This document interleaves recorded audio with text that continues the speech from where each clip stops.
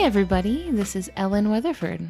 And Christian Weatherford. And we're here with Just the Zoo of Us, your favorite animal review podcast, where each week Christian and I give our not expert, but well-informed reviews of your favorite species of animals. I would say they're also enthusiastic. Yeah, definitely. We love our friends that we talk about on this show. We are not zoological experts, rather simply enthusiasts with microphones, but we do a lot of research to make sure that the stuff we are telling you is true. Also, bi-weekly polls go up at some point during the week. When I feel like doing them, yeah.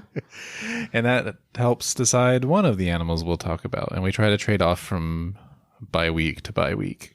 If this is your first time listening, we go back and forth between doing me and Christian and an episode where I speak with a guest expert. So on weeks when guest expert episodes go up, that's when we do the polls. So this week, actually, Christian had the poll creature. Yes, it was the American bison and The saiga. the saiga. Antelope. Yes, an antelope. Which I think would have been really fun to talk about, which we will come back to it. Don't worry. Yep. Just because it lost the poll this time doesn't mean we're never going to talk about it. I really want to, but... Yeah, y'all be ready for Dunk Fest. Yeah, that one's going to be a bumpy ride, I think. Probably Dunk Fest 2021. Yeah. But you're up first this week. All right. So like we just mentioned, the animal I'm doing is the winner of the poll, which is the American bison. Scientific name, wait for it, Oh, boy. bison bison. Oh, really? Yes. Another one of these. Oh, now this, we've done these sort of like repetitive scientific names before, but this is the laziest one we've come across yet, right? Yeah. They really didn't bother. Well, I'll give them this, though. It's not the only species in the genus this time. Okay, but that tells me that they were like, okay, what's the genus? Bison. All right, what's the species? Bison.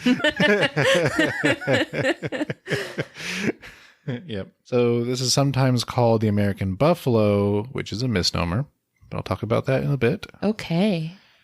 My sources come from the Smithsonian's National Zoo and Conservation Biology Institute, found at nationalzoo.si.edu, as well as the U.S. Department of the Interior, found at doi.gov. This is very official business. Yeah. And lastly, National Geographic, found at nationalgeographic.com. This has been a heavily covered animal. A big icon animal, I would say. Yeah, definitely. Especially of the western part of our country. Mm-hmm. So there's actually two subspecies of the American bison. Want to guess what one of them is? Is it bison, bison, bison? It sure is. Yes. And that is the plains bison. Some taxonomist was phoning it in that day. The other subspecies is bison athabascae, which is the wood/mountain bison. Okay. Let's talk about how big these things are. Bigger than you think, if you haven't seen one. They're actually the largest terrestrial animals in North America. Sorry, moose. Yep. Get dunked on. The moose is taller, but the bison is heavier. Okay. So there's more of it. Yes. By mass. It's bigger. Yep. There's a size difference between males and females. So males range from 5.5 to 6.5 feet tall at the hump. Okay. Which in metric is 1.7 to 2 meters. And the hump I'm talking about is centered on their shoulders. So behind their neck, over their shoulders. The highest point of the bison. Yes, when they're on all fours, at least. Hold on. I didn't think that was going to come into play. Oh, you don't know? They walk around on 2 feet when they... No, not really. We would be at their mercy completely. And so that is their height, and at a length of 9 to 12.5 feet, or 2.7 to 3.8 meters long. That's huge. They're big, and females are slightly smaller at 5 feet tall, or 1.5 meters, and 7 to 10 feet long, or 2.1 to 3 meters. Weight-wise, they range from 1,800 pounds to 2,400 pounds. Goodness. Or 816 to 1,088 kilograms. Absolute units we're dealing with They're here. so big. Chunky boys. And dense. Where they can be found today, parts of Alberta, British Columbia, Manitoba, Northwest Territories, Ontario, and Saskatchewan in Canada. Basically, all the provinces that share a border with the northern contiguous USA, minus Quebec on the far east, plus the northwestern territories, like I mentioned. In the U.S., they can be found in Arizona, California, Idaho, Montana, South Dakota, Utah, Alaska, and possibly Texas. Just straight down the middle, right? It's out there, yeah, out to the west. West of us. Yes, west of us, for sure, because we are in the southeast of the United States. Yeah, when I think buffalo, when I think about bison, I think Great Plains. Yes, that is their stomping grounds. Or historically, at least. So that's where they're found today. In the past, their original range was from Alaska all the way to northern Mexico. Wow. Yes. Huh. So diving right in, their taxonomic family is Bovidae, which are the cloven-hoofed ruminant vertebrates. Like cows. Yes. So cloven-hoofed meaning their hoof is divided into toes, split, right? 2 toes? Yes. Okay. Yes. And ruminant means they eat plant matter which ferments in a special part of the digestive system, commonly regurgitated to chew further, also called chewing the cud. Okay. There's something really funny about that word to me. Yeah. It's so gross. Doesn't it just sound nasty? Yeah. I mean, it's a good descriptor, though, for what it is. It's onomatopoetic, I think. Because what it is basically is they'll eat plant matter. It ferments and digests in one part of their digestive system, then they'll basically regurgitate it to chew on it some more. Yeah, they're not fully vomiting it out. Right. They just like unswallow it. Yeah. And then chew it some more. Which I feel like I experience from time to time. Where I just have a burp and it's like, oh, I guess I wasn't done with this yet. They don't need to know about that. Nobody needs to know about just me? That's okay. This is me being real. That's true. You're so relatable. So other things that are in that family are, like you mentioned, cattle, buffalo, like actual buffalo, antelopes, and sheeps and goats. Let's get back to that whole idea around bison versus buffalo. So old world true buffalo are native to Africa and Asia, like water buffalo. Bison are found in North America and Europe, and their physical differences, you can kind of tell their horns and their overall build are pretty different. If you saw 2 pictures side by side, it would be pretty obvious. I'm imagining a water buffalo, and it's a very different idea. Yep, of the same family, but not very closely related. However, I will say both terms, bison and buffalo, at least in the United States, are acceptable, even though buffalo is technically a misnomer. It's like a colloquial. Yes. Casual terminology. Don't worry too much about it. Especially in Native American articles I found when I was looking around. Most commonly referred to as buffalo. Yeah, go for it. The name of which buffalo is thought to come from the French word for beef. Buff. Yes. I like that. I mean, I'm not the vocabulary police. I'm not your mom. I'm not going to tell you not to say buffalo. Yeah, say me buffalo. neither. I don't care. And who's going to break it to Buffalo Wild Wings? Oh, no. Now that, okay, well, that's, if we're talking about buffalo sauce. They don't even have wings. So I'm pretty sure that is a reference to the sauce that originated in the city of Buffalo, New York. I got something to show you, though. What kind of surprises have you packed away for me? The symbol of Buffalo Wild Wings. Yes, I know it has a buffalo on it. A winged buffalo. But that is a pun. That is a pun based on the reference to the buffalo sauce. I know. Which I'm sure Buffalo, New York was named after buffalo, the animal. I don't know. That's too much history for me. Yeah, we're going into a weird... I've got a lot of history coming up later on. We're going into a weird etymological spiral. Yes. Anyway, our first category, effectiveness. These are physical attributes. How good they are at doing things. I'm going to give a full 10 out of 10. I mean, it doesn't get better than this, right? Nope. Who is trying to step to this bison? So first, they have a great sense of hearing and smell. Really? Yes. Interesting. However, they have poor eyesight. Oh. They're nearsighted, which is something I can relate to. Yeah, me too. I'm drawing a lot of parallels to buffalo all of a sudden. And bison. Dang it, now I'm switching to buffalo. It's okay. I'm not.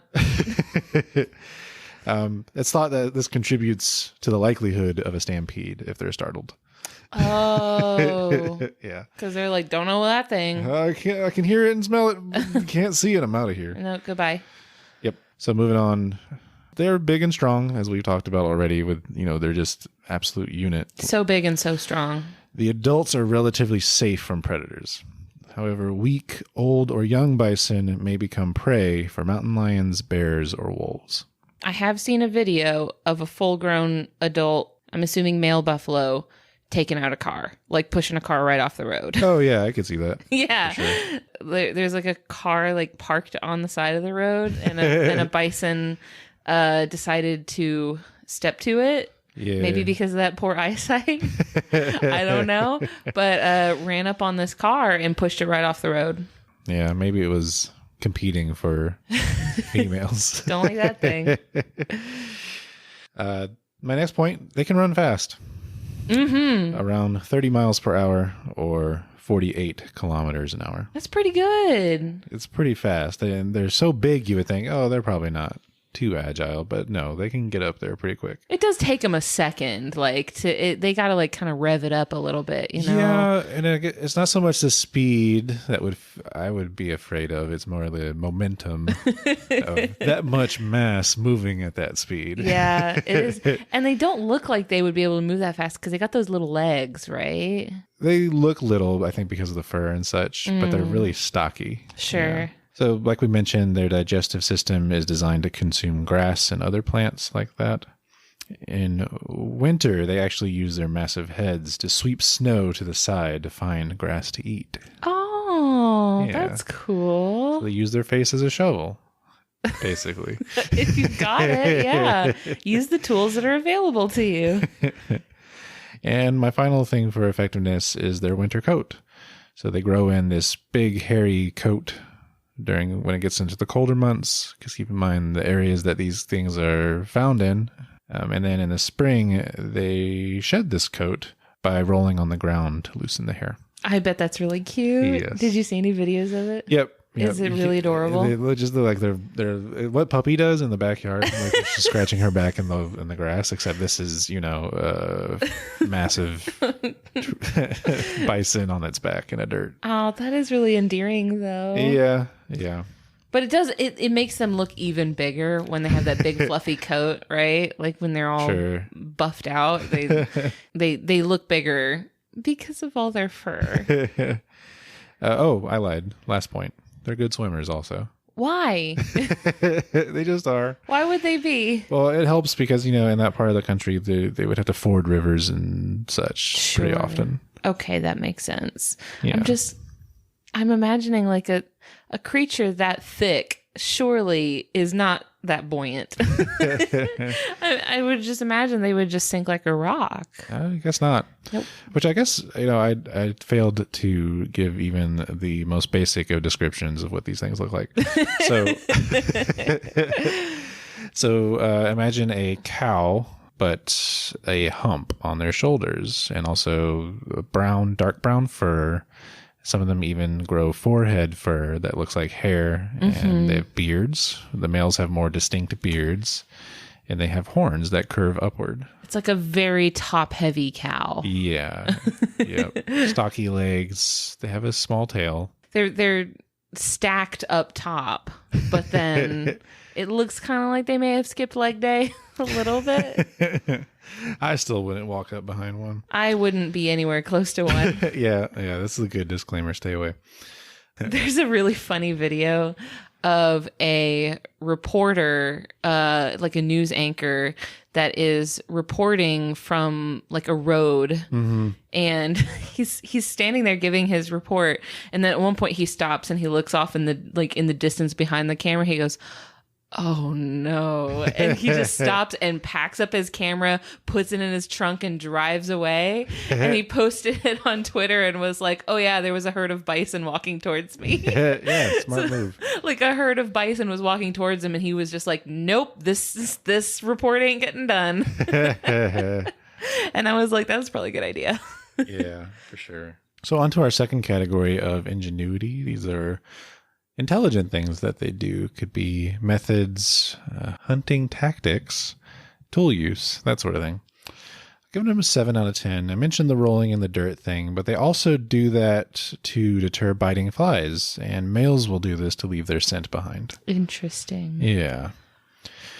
And my next point for ingenuity is their herd dynamics. So outside of breeding season, they're usually in groups based on sex and age. So usually you'll find a bunch, like a herd of females, or a herd of, bachelor males. Older males will kind of roam on their own. Squad. Yeah. But then, of course, in the mating season, they'll come together, and that's when they form the really big groups of bison. And that's especially when you don't want to be near them. Yes, because the males are competing by headbutting and such. When they're doing this, when they're like running at each other, they do not care what is going on around them. They will do this like on the highway. They also can't see, so. Like they have very little situational awareness. So they will just be like carrying on and trying to run up at each other. Yes. Just in the middle of like rush hour traffic. Yep. So my advice is avoid the bison, and if you can't, avoid looking like a male bison that's on the prowl. Don't be in a car. Don't look large. Do they still put like cow horns on trucks? Oh no. I've seen some, yeah. Another thing they do in herds is they travel in straight lines, which if Obi-Wan Kenobi has taught me anything, this helps them disguise their numbers. Great. I'm happy we could tie that in for you. Thank you. I had it right here in my notes. Make Star Wars jokes. Oh, okay. I'm glad you had that written down, lest you forget. Yes. Next is communication. They communicate with each other using grunts and bellows. They do not moo. That's a disappointment. Yeah. This is like a buffed up moo, though. Yeah, I mean, it's like sorta moo, but tough and cool. Angry and grumpy. So that's ingenuity. And finally, aesthetics. I will give a 9 out of 10 for aesthetics. Really? I think they're cute. They are cute, yeah. They're very big. They got the shoulder hump. They're furry. Do you just resonate with the beard? It's like, very good. Does that just like really tug at your heartstrings? They have, I don't know. I find this also endearing about just regular cows. It's just they have a face that just looks pleasant. Yeah. Right? But so like, yes, cows definitely do. With bison, I feel like the hair obscures so much of the face that you're really just looking at like a mop with like a cow face hidden under it. I don't know. But I guess the close-up pictures, you can really see it. You're right. They are cute though. They have like a big, like broad, wet nose. Yeah. That's really cute to me. Mm-hmm. However, I have noticed pictures of them taken head on. You will notice what I call puppy eyes. That's in reference to our dog. To Puppy? Our specific dog, whose name is Puppy. Yes. And she has bug eyes. Yes. They point out in opposite directions. An arrangement of eyes you'll often see in prey animals. like a goat. Don't know why our dog displays this, but is what it is. So on to some little fun facts. The life expectancy for American bison ranges from 15 to 20 years. And their calves are born orange-red in color, which earns them the nickname red dogs. Red dogs? Yes. They do kind of look kind of puppy-ish. A little bit, but not dogs. Yeah, those are different things. And speaking of, we were talking about cattle a moment ago, they actually use the same terms to refer to them like bulls and cows. Oh, sure. Right. And then finally, I want to talk about conservation status. And yes. This turned out to be a surprisingly difficult subject. Yeah, it's a lot. Yeah. So currently on the IUCN, they're listed as near threatened. And the IUCN doesn't count commercial herds towards population status, which is important because right now, the majority of the American bison that are still around are just part of like ranches and stuff for meat and such. Mm-hmm. Now, it hasn't always been this way. There used to be millions of bison in North America. So kind of digging in, you'll see lots of places talk about how they were overhunted, but places like, for example, the Department of the Interior don't really go into more detail than that. That's pretty vague. And there's a vague. reason. There's a reason, it turns out. Oh.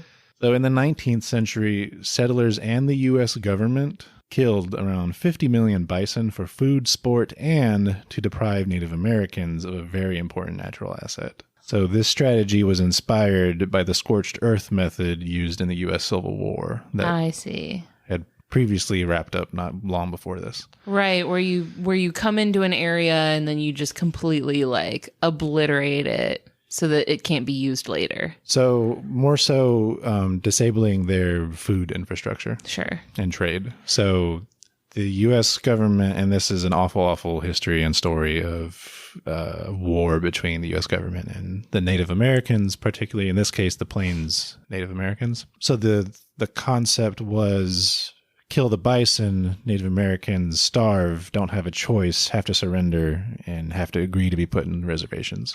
And this was ultimately successful, unfortunately.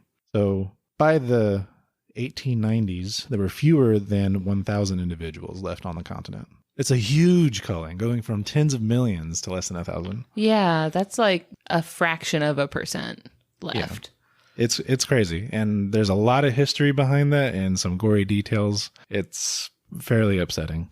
It's wild to me that they were even able to pull that off because of how like formidable these animals are, right? Like these are like dinosaur scale. Well, keep in mind this was at a time in the industrial history where, now we have rifles and cannons and stuff. Mm-hmm. So this was when, they were trying to get railroads to the west.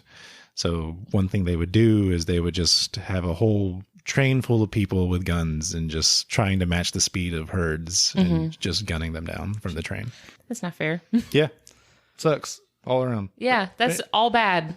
So since then, conservation efforts have helped them make a comeback in the 100 plus years that have passed. There are now around 500,000 bison kept as livestock and 30,000 in conservation herds. So a good bump, like a good comeback, but they're still a couple magnitudes off of what they used to be. Their current threats include habitat loss, hybridization in managed populations, and low genetic diversity among individual herds. I mean, they came back from only 1,000 left. Yep. Like, yeah, you're going to have low genetic, but that's a huge bottleneck. Yeah, and apparently at one point in time, not all herds have this problem, but a lot of them have this problem where at one point ranchers and settlers were trying to crossbreed them with cattle to either make a beefier cow or a more manageable bison. It didn't really work, though. I wouldn't, yeah. And that they were successfully able to crossbreed them, but they weren't able to get the traits they were looking for. Sure. Yeah. You just get a very angry cow. Yeah. So that's part of the problem there. Yeah. Okay, that makes sense. Yeah. They're doing better, at least. They are. That's one positive note we can end on. Yeah. For sure. We did bad. We did a bad job with the bison. Yep. In every quantifiable way. Have you ever seen one in person? Yes. Where? Probably a place that in hindsight might not have been. Maybe a sketchy kind of. Yeah. Okay. Yeah. It was one of those places that, you drive your car through. Okay. One of those drive-through safari things. Sure. Yeah. I don't know enough about them to have a strong opinion. I was a little kid. I enjoyed it, but in hindsight, I don't know if that was great for the animals because they're talking about like animals coming up to the car and putting their heads through the window. Now, when we're talking about bison, yes, that's not a setting you want bison to be in. Well, it was also the case where you had a choice of either renting one of their vehicles to do this or using your own vehicle. Doesn't matter. Do they have army tanks like on the ready? Because otherwise, what are you gonna? What kind of car could they possibly have? I think a bison was part of it, I think. Sure. But this was a long time ago. Okay. I don't think I've ever seen one in person. But it's one of those things like we talked about the moose before, how it's like you kind of think you know how big they are. Sure. And then you see like footage or something of them that puts them in context, like in relation to something else. Like you see them next to a car or something. Mm-hmm. And you're like, oh, no, I was wrong. They're much bigger, actually. Yeah, they're big. Well, thank you. Yeah, thank you. Before we move on to our next animal this week, I would like to say a thank you to our patrons on Patreon. Y'all keep us going and help us continue making this show so that we can donate our ad revenue to conservation efforts all over the world. This week, I want to thank our patrons, Jacob Jones, April Kamick, Brianna Feinberg, Jacob Schick, Vikram Baliga, Brandon Everfolly, Britt Vikstrom, Dalton Weeks, Julie Gilson, Christina Sanders, Patricia Morgan, Paul Chomo, Randall Beeman, Sarah Peterson, and the Jungle Gym Queen. Thank you so much, y'all. So, hon, what animal do you bring to us this week? I've got kind of a weird one this week. All right. This is the Giraffe-Necked Weevil. Is that a bug? It is a bug. Huh. Now, okay, right off the bat, when I say bug, I'm using a very casual definition of the word bug. I know that there is this definition of a true bug that is very specific, but entomologists have approved the use of bug to refer to a wide variety of things outside of the true bug definition. All right. See, we're talking all sorts of misnomers today. I know. Well, the scientific name for this bug is Trachylophorus giraffa. This was requested a really, really, really long time ago by our friend over at the Nagging Naturalist podcast. I have no idea if we've plugged them yet. I'm so sorry. If we haven't, then I've been very lazy and a bad friend. But over at the Nagging Naturalist is our buddy who makes a very nice podcast. My favorite episodes so far have been episodes where she does the TTRPG Naturalist, and one episode she did was on breaking down the D&D 5e stat block of different types of sharks. Ooh. And like comparing basically like how they would work in real life, like how like the stat blocks would reflect a real life shark better. I like that. It was really cool, really cool. But so she has a great podcast, so go check that out. But so forever ago she requested this weevil. It's been so. I'm getting my information from the San Francisco Zoo and also a BBC series called Madagascar. Their first episode is called Island of Marvels, and there is a scene specifically about this weevil. Okay. It's a pretty short video. It's only a few minutes long, and you can find it like on YouTube or whatever. Definitely go look because it's really cool. But so if you've never seen this weevil, which honestly is likely, they're not very big, actually. The males go up to 1 inch long, which is about 2 to 3 times the length of the females. So the males are much, much, much bigger, but this is specifically because of their necks. Okay. So the males have these really exaggeratedly long necks. Okay. The females have long necks too, but not nearly as long as the males. But still, they're only like 1 inch long max. They're not that big. Sure. They're endemic to Madagascar. So endemic is a word that means not only are they native to this island, but they're only found there. Yeah. You will not find them in the wild anywhere else in the world. And there's a very specific reason for that. They have a really close relationship with these 2 particular species of trees. I'm not going to try to pronounce this. I'm not going to try to pronounce the name of the species of the tree, but it is only found in Madagascar, and these weevils are only found in this tree. Are these the big, thick trees or something else? No. Okay. No, that's not it. I Okay. think you're thinking of baobabs. Yeah.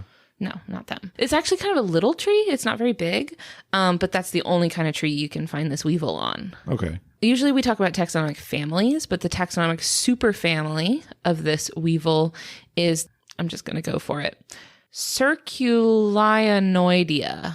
Okay. This is the weevils in general. Oh. So weevils are types of beetles, which are types of insects. So other beetles being like ladybugs. We've talked about the bombardier beetle. We talked about that. So weevils are a subset of beetles. Mm-hmm. And weevils are known for having an elongated snout. Well, it's what we call a snout, but Sure. On a weevil, you call it a rostrum. Yeah. It's the bit at the front of their head.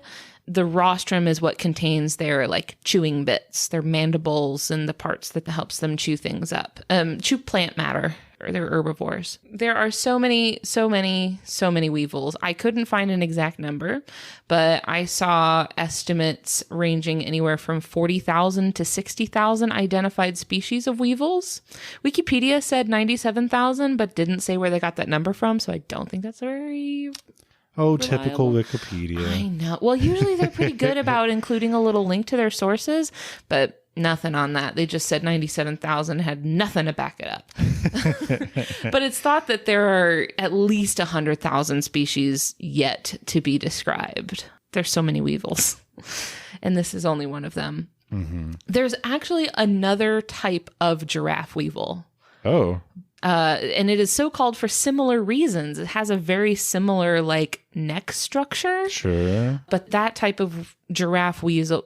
Uh-oh. That type of giraffe weevil is endemic to New Zealand. Whoa. Yeah, and they're not closely related at all to this giraffe weevil. Huh. Yeah, so like they have very similar structures, but are not really closely related. And that weevil is really cool, and I would love to come back and talk about it later, but today we're talking about the Madagascar one. Did you find this weevil halfway through this one? Like, oh, I should have talked about this one. I really did for like a minute. I thought about it. I was like, am I in too deep already? Is there time for me to switch? But I thought about it, but we'll come back to it later. Don't worry. It's on my radar.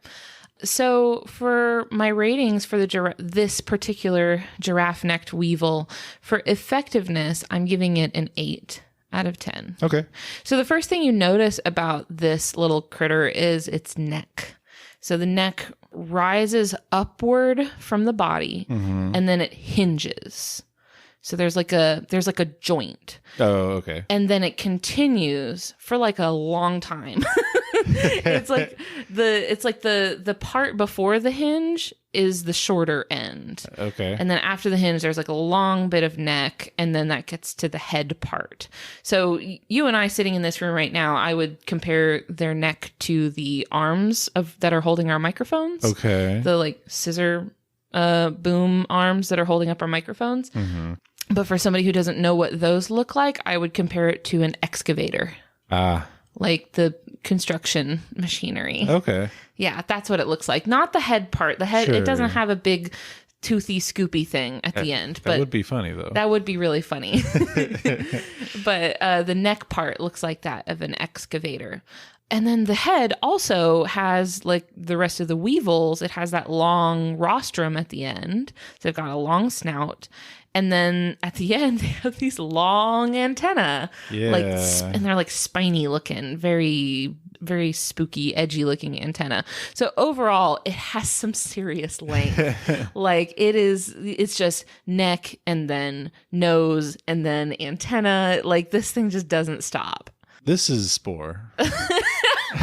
It really does look to me like someone, like when you're just up late at night, like goofing around with your friends on the Spore creature creator, and you're just trying to see like how badly you can mess up an animal.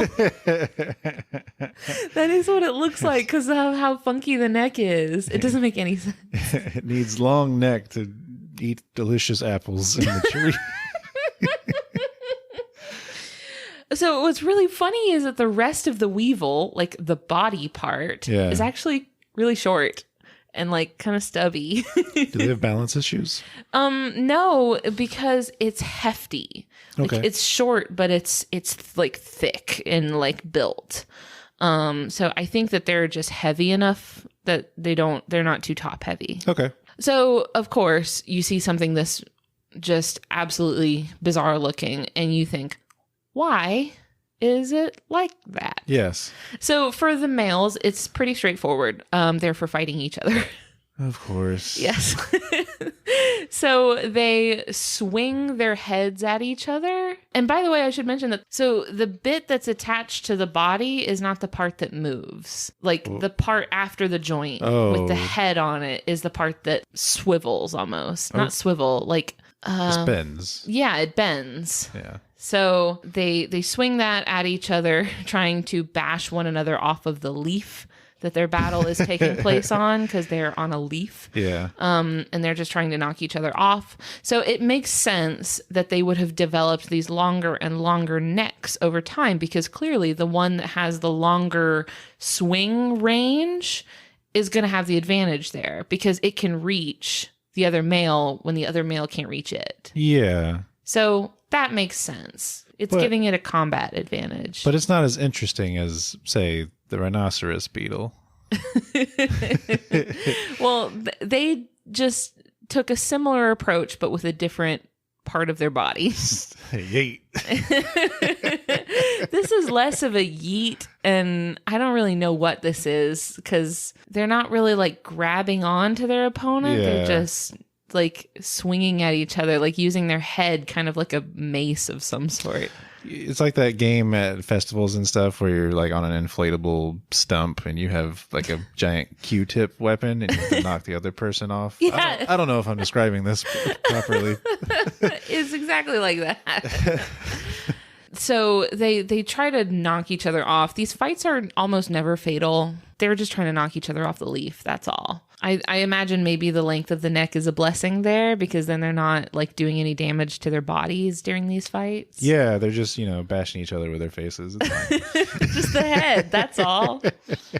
That's what the fight is. So that's very similar to the way the giraffes fight, by the way. Yes. Giraffes do this.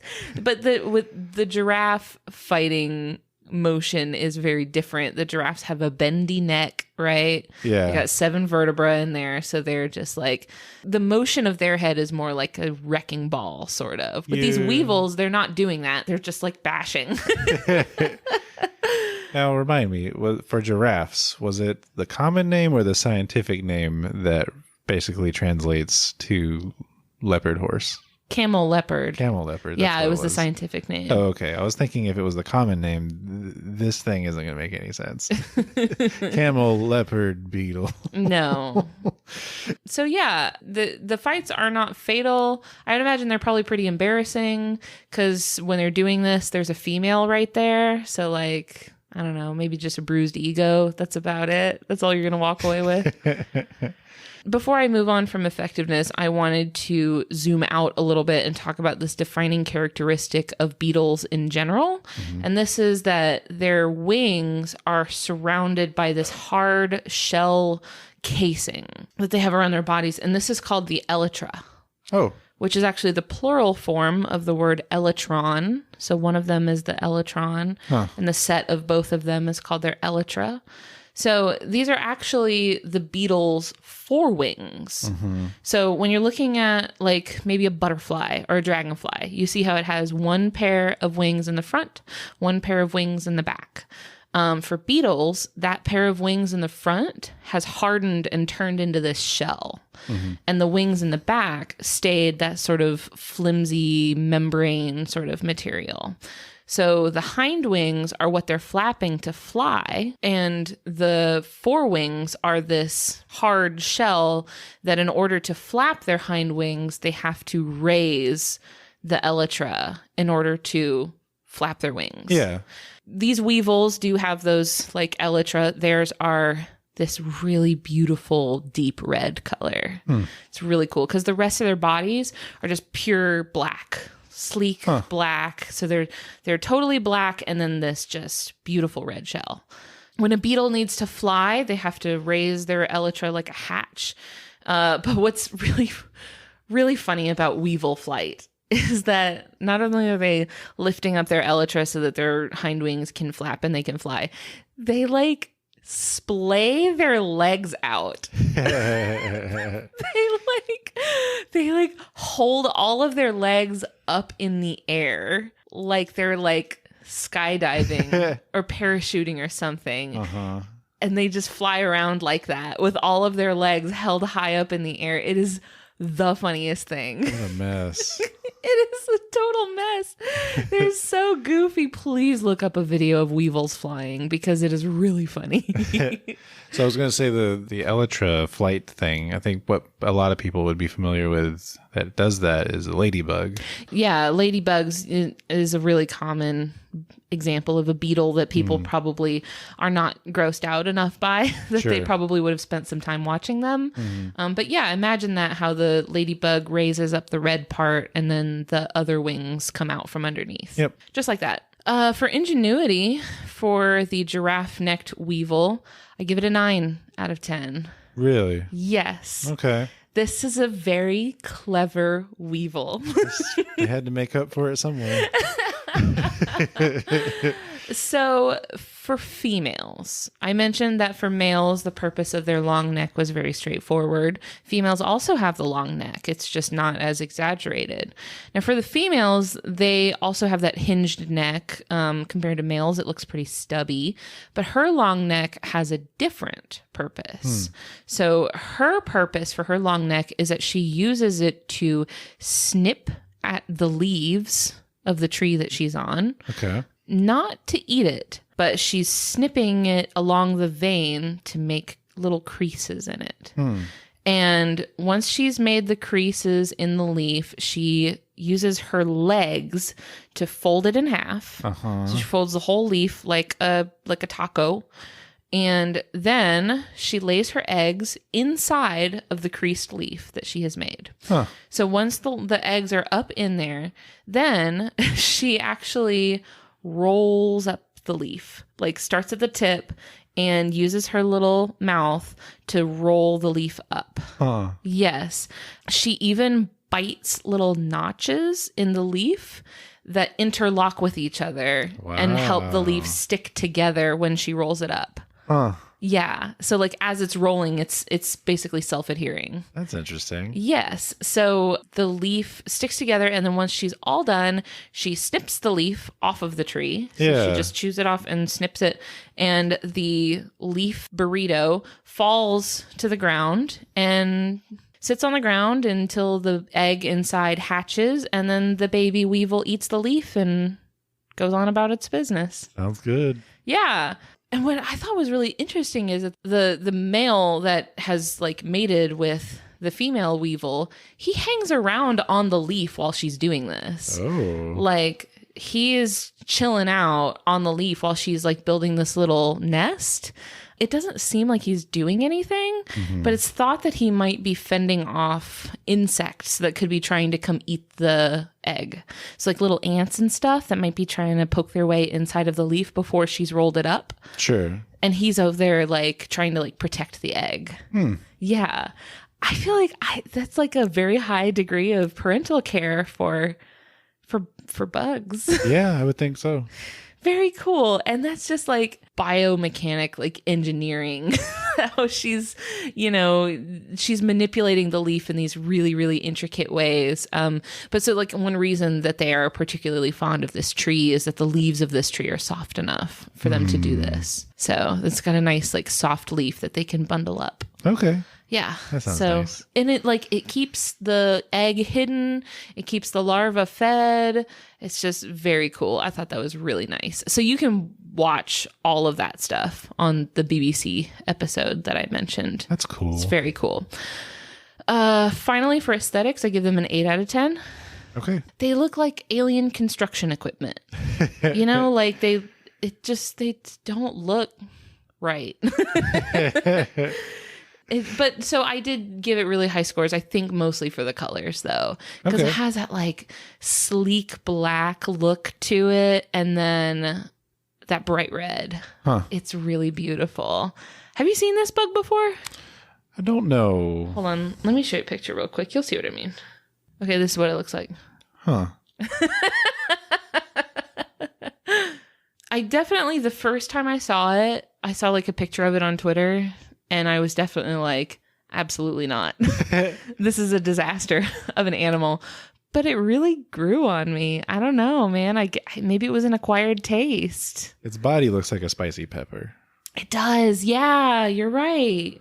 So, I mean, I think they look really beautiful. I maybe didn't think that the first time I saw them, but after having watched videos and seen a lot of pictures of them now, I've come around. All right. They've grown on me. Just the last couple of notes I wanted to make about them. They don't have an evaluated conservation status. They're not thought to be particularly threatened, though. Yes, they are found in a very, very, very specific part of the world, but their numbers there seem to be doing okay, I guess. There hasn't been cause for giving them a conservation status.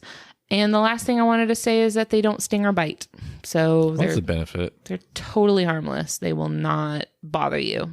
I've seen this about weevils in general, and that weevils are not something you need to worry about. Like they're herbivores, so they don't have any reason to need to sting or bite you, nor do they even have the parts for it. Yeah, their worries usually come from agriculture impacts. Yeah, so their weevils in general are known to be pests, particularly for grain. They're known for getting into grain stalks and really causing problems there. Not this one. This one's not going to bother you because they need their special tree. So if you're growing special trees, maybe. If you're growing that exact particular type of tree, why? But probably even then, probably not going to hurt it beyond a couple leaves here and there. Maybe just don't bother. It's not that big a deal. But that's the giraffe-necked weevil. Well, thanks, honey. It was very interesting. Of course. Thank you. Well, that's all we have for this week. Thank you to everybody who has listened and hung out with us this week. We just appreciate you. You rule. And if you want to come be our friend on social media, we're on Facebook, Twitter, and Instagram. Just search the title of the show. I promise you will find us. Just look for our little logo. I believe in you. You'll get there. If you have an animal species you want to hear us review, you can submit those to us. My email address is ellen@justthezooofus.com. So feel free to hit me up. I also wanted to mention, if you want to be a guest on our show, like if you want to come talk to us about an animal because you know a lot about it, there is a submission form for 2021 up on our website. Just go to the contact tab on our website, and there is a form that you can submit yourself as a guest if you want to come talk to us. Talk to Ellen. Probably. Yeah, talk to me specifically. Christian doesn't do guest episodes. The logistics are difficult. Yes. And he's also a huge diva. He's too expensive. I can't get him for the guest episodes. Last thing I wanted to say was thank you to Louis Zong for allowing us to use his song Adventuring off of the album B-Sides. Thank you so much. We love it. Yes. Almost as much as we love our beautiful listeners. Almost, but not quite. But you're on that list. Okay. Bye. Bye.